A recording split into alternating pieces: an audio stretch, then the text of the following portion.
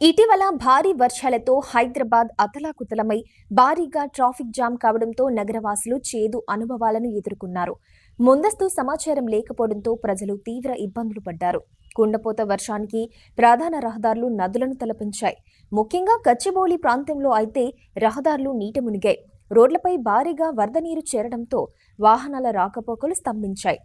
అయితే ఈ వర్షం గురించి ముందస్తు సమాచారం లేకపోవడం వల్ల నగరవాసులు తీవ్ర ఇబ్బందులు పడ్డారు. ప్రజలు సాధారణ రోజువారీ కార్యకలాపాల నిమిత్తం రోడ్లపైకి వచ్చి ఊహించని విధంగా కురిసిన వర్షానికి భారీ ట్రాఫిక్ జామ్లో ఇరుక్కుపోయారు. గంటల తరబడి ట్రాఫిక్ జామ్లలో ఇరుక్కుపోయి తమ గమ్యస్థానాలకు చేరుకోవడానికి తీవ్రంగా శ్రమించారు. అయితే ఈ సమస్యకు పరిష్కారంగా హైడ్రా అధికారులు సరికొత్త సాంకేతికతను ప్రవేశపెట్టారు. ఇకపై వర్షం కురవడానికి 2 గంటల ముందే సెల్ టవర్ల ఆధారంగా ఎస్ఎంఎస్ల ద్వారా ప్రజలకు హెచ్చరికలు పంపనున్నారు. ఎన్డీఎంఏ ఐఎండీ సహకారంతో చేపట్టిన ఈ కార్యక్రమం ద్వారా ఒకేసారి 5 లక్షల మందికి ఎస్ఎంఎస్లు అందుతాయి.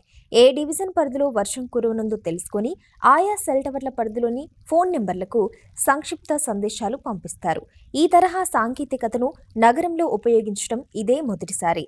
కేంద్ర ప్రభుత్వ ఆధ్వర్యంలోని నేషనల్ డిజాస్టర్ మేనేజ్మెంట్ అథారిటీ, భారత వాతావరణ శాఖ సహకారంతో హైడ్రా ఈ కార్యక్రమాన్ని ప్రారంభించింది. భవిష్యత్తులో 3 గంటల ముందుగానే ఖచ్చితమైన వాతావరణ సమాచారాన్ని అందించేందుకు కసరత్తు చేస్తోంది.